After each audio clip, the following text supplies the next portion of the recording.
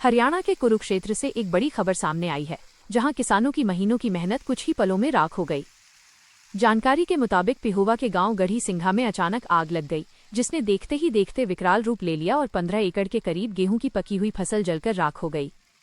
आसपास के लोगों के मुताबिक आग इतनी तेजी से फैली कि देखते ही देखते कई एकड़ तक पहुंच गई, जिससे आसपास मौजूद किसानों को आग पर काबू पाने तक का मौका नहीं मिला। तेज हवाओं ने आग को और भड़का दिया, जिससे लपटे पास के गांव भौर सैयदा तक जा पहुंची। आग की चपेट में आकर करीब 15 एकड़ गेहूं की फसल पूरी तरह जलकर राख हो गई।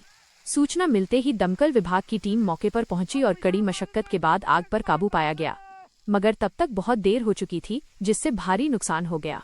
फिलहाल आग लगने के कारणों का पता नहीं चल पाया है, लेकिन किसानों ने प्रशासन से मुआवजे की मांग की है।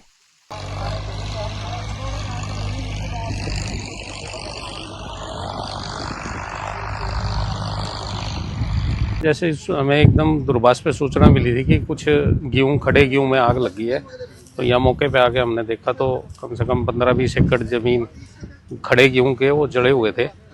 और वो जो रकबा है वो गढ़ी सिंघा का और बोरसैदा का कुछ बताया जा रहा है। कल पटवारी द्वारा तस्दीक करवा ली जाएगी, लेकिन मौके पे ही ट्रैक्टर था और किसानों की सूझबूझ से बहुत बड़ा नुकसान होने से बच गया है। किसानों ने मौके पे ही ट्रैक्टर चला दिए थे और मेरी सभी किसानों से अपील है कि इस तरह का थोड़ी सावधानी बरतें, कटाई के टाइम भी और वैसे भी गेहूं में निरीक्षण करें।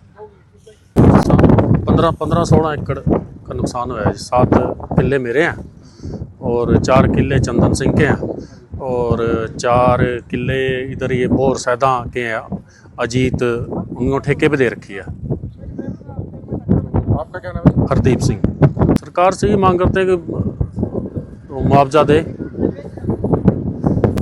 जैसे नुकसान हुआ है इसका मुआवजा दे सरकार। एक तो क्षतिपूर्ति पोर्टल में जैसे आग जले का बताते हैं अभी इसमें है। ये होना चाहिए, जो आग जैसे एक्सीडेंटली आग लग गई ये उसमें मुआवजे में होना चाहिए, ज़रूरी है ये, खास करके गेहूं की फसल में। तो इसका पोर्टल खुला रहना चाहिए। इसका पोर्टल खुला रहना चाहिए, क्षतिपूर्ति वाला पोर्टल खुला ही रहना चाहिए।